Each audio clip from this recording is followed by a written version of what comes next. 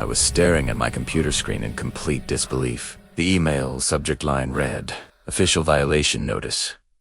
Remove your vehicle immediately." The HOA president was demanding I remove my plow truck from the parking lot. The parking lot that I own. Yeah, you heard that right. She was trying to ban my equipment from my own property. I picked up the phone and called her.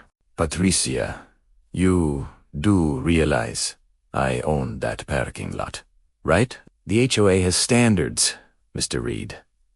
Your truck is an eyesore." I smiled. "Okay, Patricia. You want my truck gone? You got it." 3 days later, the biggest snowstorm of the season buried the entire community under 3 feet of snow. Every parking lot in town got plowed scepters. My phone exploded with angry calls, but it was too late. Patricia had made a catastrophic mistake, and she was about to pay for it in the most public, humiliating way possible. My name is Marcus Reed, and this is the story of how an HOA president tried to control property she didn't own, and how the entire community made her regret it. Stick around, because the ending is absolutely perfect. Let me give you the quick background so you understand why this is so insane. I'm a property developer and snow removal contractor in Boulder Creek, Colorado. Monden Town, brutal winters. 6 months of non-stop snow. I own a 2-acre parking lot that sits next to a residential community called Maplewood Estates. 5 years ago, their HOA president asked if they could lease part of my lot for overflow parking. Their community was growing fast, and they needed extra space. "Sure," I said. $2,000 a month, and I'll plow it for free since I'm already running a snow removal business. Win-win, right? For 5 years, it was perfect. I'd have their lot cleared by 6 a.m. after every storm. Residents loved it. The HOA sent me thank you cards. I was making steady money from land that was otherwise just sitting there. Then Patricia Whitmore became HOA president. Within 2 months, she introduced 47 new rules, approved paint colors, garden gnome height restrictions, mailbox specifications. She was obsessed with aesthetic standards and community excellence. Residents started calling it Patricia's dictatorship. But I didn't care. I didn't live there. I just owned the parking lot. Her crazy rules didn't affect me. Until they did. It was mid-December when I got the email. Patricia was informing me that my plow truck violated her new parking regulations. Commercial vehicles were now banned from the lot because they negatively impacted aesthetic standards. I had 48 hours to remove it, or face daily fines of $250. I read it 3 times. She was banning my plow truck. The truck I used to plow her parking lot at 3 in the morning, in the middle of winter. In Colorado, I called her immediately. "Hi, Patricia. This is Marcus Reed. I think there's been a misunderstanding. I own that parking lot." "You're leasing it from me. I'm aware of the lease arrangement, Mr. Reed. However, that doesn't exempt you from community standards. The truck is an eyesore. Multiple residents have complained. It's a plow truck in Colorado in December. Of course, it looks used, and I need it there to plow your lot at 3 a.m. Her voice turned cold. "This isn't a negotiation. You have 48 hours to remove the vehicle. Going forward, ULL need to park your equipment off-site and drive it in only when needed for plowing operations." Something in her tone pushed me over the edge. The condescension. The absolute certainty that she was right. The complete dismissal of basic property rights. I made a decision right there. "Okay, Patricia. You want my truck off the lot? You got it. I'll remove it today." I could hear the satisfaction in her voice. "Thank you, Mr. Reed. I'm glad we could resolve this quickly." "Oh, we're not done yet. I'm going to need to review our lease agreement. I'll be in touch." I hung up and stared at my phone for a moment. Patricia had just made a catastrophic mistake. She had no idea. See, my efficiency came from having my truck already on site. When it snowed, I'd wake up at 3 a.m., walk outside, and start plowing. The Maplewood lot would be cleared within 90 minutes, long before anyone woke up. But now I'd have to drive 15 miles to my equipment storage facility, pick up the truck, then drive to their lot, in storm conditions. That would add at least an hour and a half to my response time. Maybe more. But technically, As long as I eventually plowed the lot, I was fulfilling my contract. I called my buddy Jake, who owns a storage facility. "Hey, can I park my number to plow truck at your place for a while?" "Sure. What's going on?" I explained the situation. Jake laughed so hard I thought he'd choke. "She's banning your truck from your own lot." "That's insane, man." "Yeah, well, she's about to learn a very expensive lesson." I moved my truck that afternoon and sent Patricia a polite email confirming ID complied with her demands. She replied within an hour, thanking me for my cooperation. I didn't respond. 2 days later, the weather forecast lit up my phone. A massive storm system was heading straight for Boulder Creek.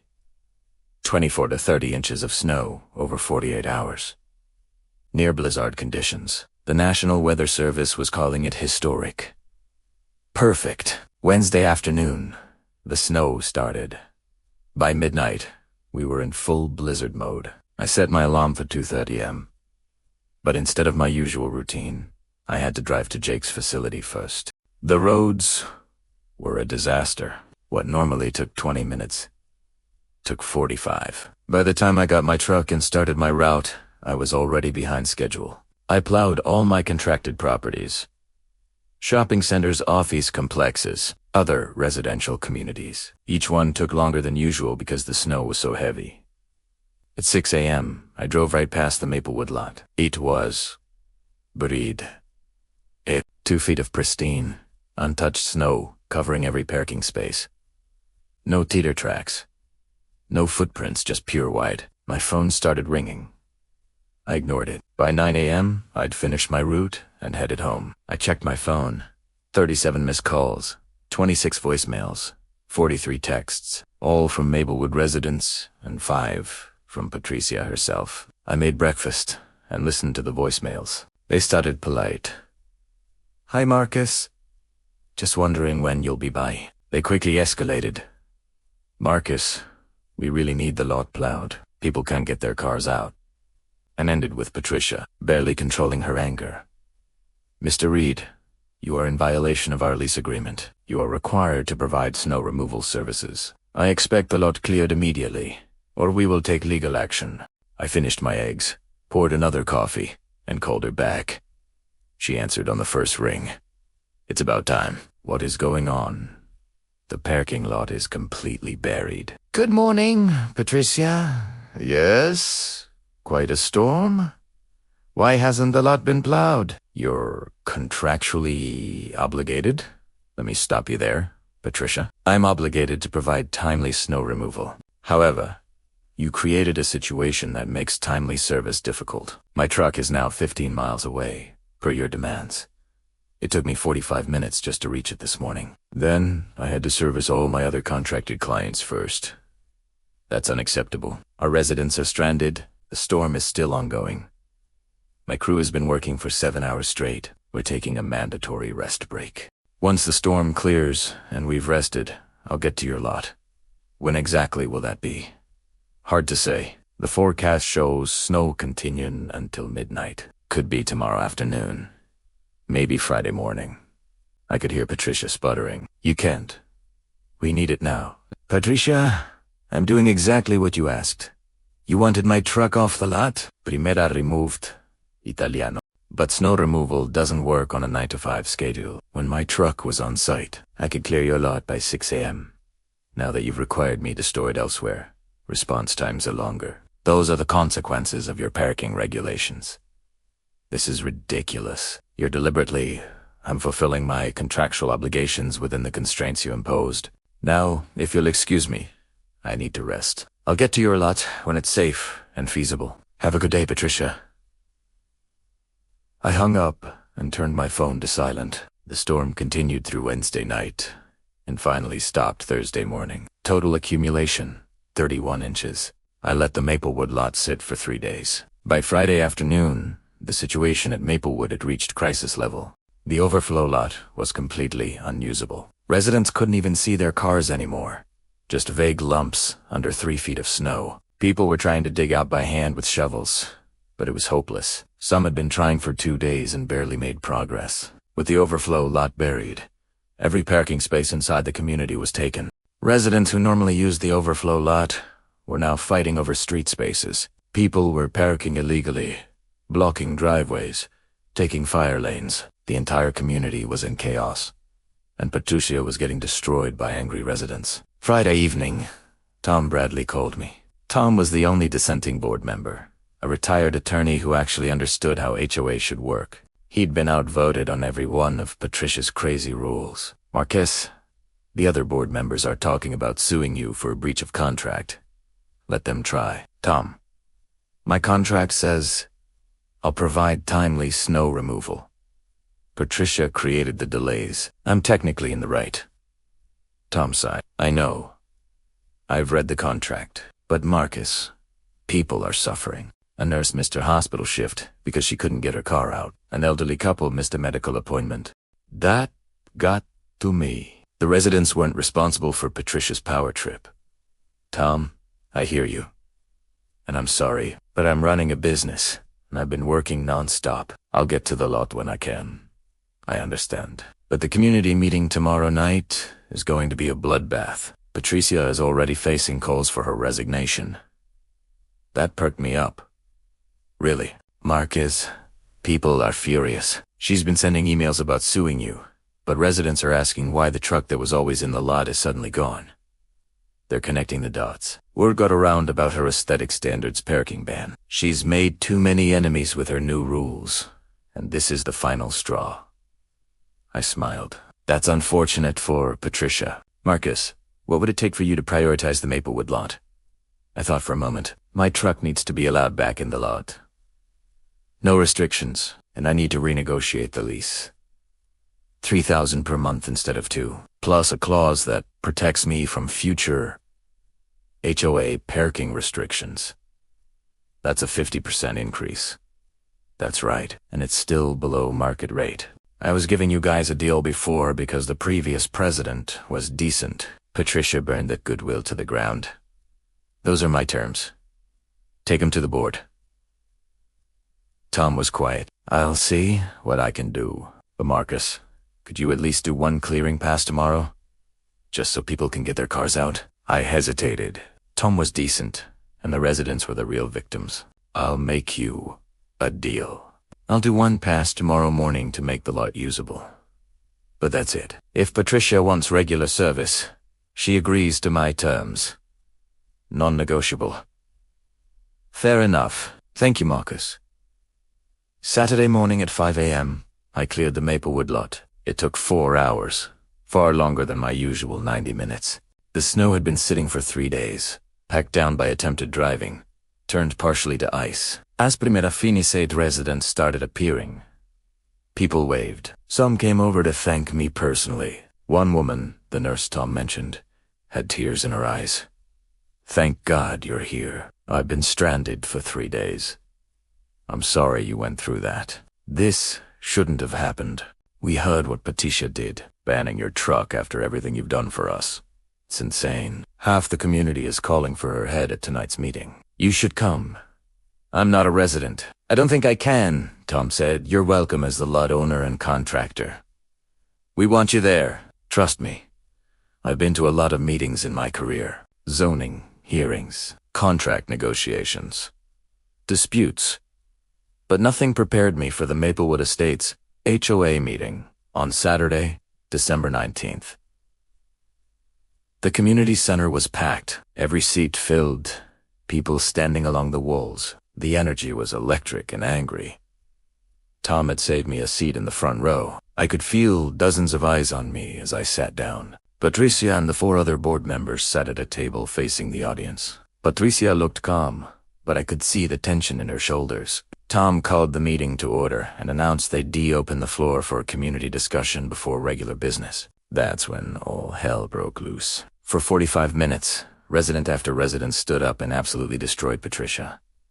They talked about the ridiculous rules, the excessive fines, the constant harassment, the garden gnome restrictions, the approved paint colors, the mailbox requirements, but mostly, they talked about the parking lot disaster. A young guy named Chris stood up, holding a printed document. I got this through a public records request. This is the violation notice Patricia sent to Marcus Reed on December 14th. Illed it up. For those who don't know, Marcus Reed owns the parking lot we've been using. Patricia banned his plow truck from the lot because she thought it was an eyesore. The room erupted in angry muttering. Chris continued.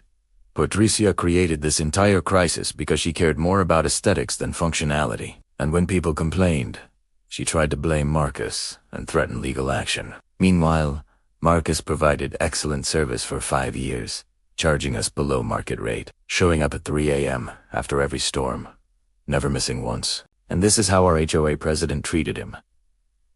Patricia tried to interrupt. The board voted on regulations. The board you stacked with your friends. Someone shouted. Tom banged his gavel. Please, maintain order. Patricia, you'll have a chance to respond. But the residents weren't interested. Were done. A woman named Jennifer stood up.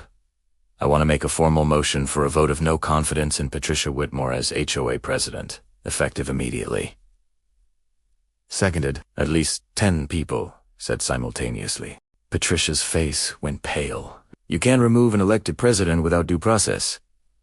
Actually, we can, Tom said, checking the bylaws. Section 12, subsection C. A sitting board member may be removed by a 2/3 majority vote of residents present at a properly noticed meeting. We have more than the required quorum. This is ridiculous, Patricia snapped. You're all overreacting to one incident. 47 new rules in 2 months, someone yelled. $50 fine for grass being 3 inches tall. Another shouted. You threatened to sue the man who plows our snow. A third voice added. Tom banged his gavel. All right. All right. Let's vote.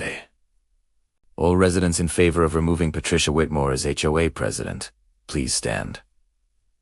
I watched as nearly every person in the room stood up. Out of maybe 120 residents present, maybe 10 stayed seated. It wasn't even close. Patricia stood abruptly, her chair scraping. Fine. You all deserve each other. I was trying to elevate this community, to maintain standards, to protect property values. But if you want to live in chaos with commercial trucks littering your parking lots, go ahead. I quit. She grabbed her purse and walked out. The room burst into applause. Tom waited for the noise to die down, then looked at me. Marcus, I believe we have business to discuss. I stood and walked to the front. Tom handed me the microphone. Thanks, everyone. First, I want to apologize that my dispute with Patricia affected all of you. That wasn't my intention. I've always valued my relationship with this community. People nodded. Severa said, We know, Marcus. That said, I need to be clear about moving forward. I'm willing to continue the lease and snow removal, but under new terms. $3,000 per month instead of $2. My equipment can be parked without restrictions. And I need a clause that protects me from future HOA parking regulations on my own property. I expected pushback on the price increase, but Tom spoke immediately. Marcus, given current market rates and the value of your services, $3,000 is more than reasonable. I move we accept Marcus's terms. Seconded, multiple voices called. The vote was unanimous.